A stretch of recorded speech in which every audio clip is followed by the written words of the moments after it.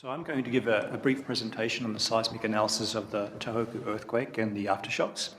And as well as that, I'll touch quickly upon the ways that the CTBTO data and products can be used to sort of understand hazards a little bit and also mitigate their impact. So, just less than a year ago, the fourth largest earthquake in the last 100 years occurred just east of Honshu. The asterisk there shows the location of the earthquake. It was located on the boundary of the Pacific plate here and the North African plate.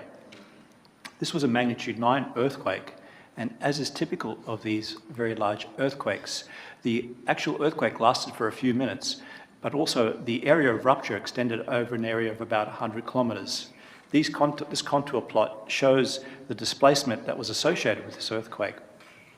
So the epicenter is here with the star. The maximum displacement occurred up dip from the earthquake, and displacements as large as 3.5 meters occurred here. And it's these large displacements of the ocean bottom floor which create tsunamis.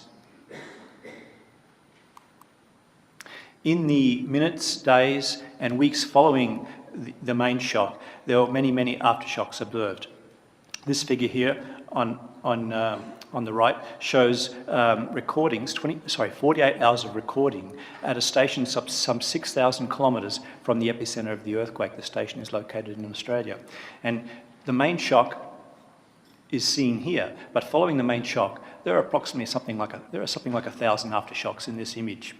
So this picture, or this figure, shows the complexity that analysts need to deal with when they're analysing the main shock and the aftershocks generated. So, as I said, in the months following, many, many aftershocks were generated. This map on the left now shows the location of all the aftershocks that the IDC located and put into our bulletins. And up to the period of about June 2011, we located approximately 10,000 aftershocks. Okay, so John showed you a map showing the IMS network that was operational at the time of the earthquake. There are approximately 140 seismic stations operating at that time. I show here a subset of those seismic stations and the recording of the main earthquake on those stations. Now, an earthquake of this size, it was an enormous earthquake, would be recorded on any seismometer that was working at the time. Anyway, so there are some seismic recordings, and on the right you can see the paths from east of Honshu to each of the seismic stations that recorded this event. Okay, so the main shock and the aftershocks had enormous impact on our analysis, and I attempt to show that in this figure here.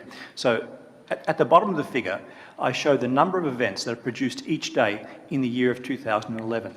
Immediately you can see the impact of the Tohoku earthquake here. So on average, we produce something like just between 100 and 200 events a day, and those events go into our daily bulletin. But on March 11th, there were 800 events.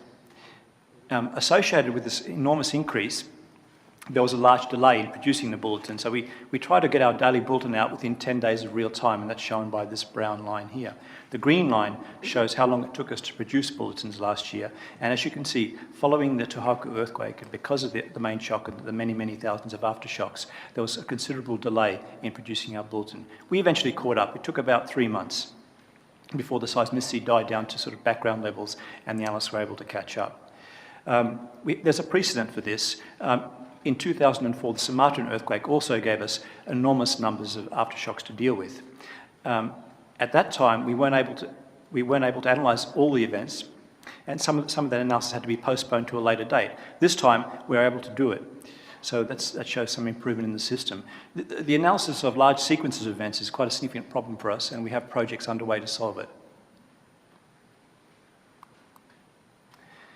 This map shows the location of the 45,000 events that were located and are in our bulletins from 2011. So the 10,000 aftershocks from Tohoku are a significant proportion of the amount of work that was done last year.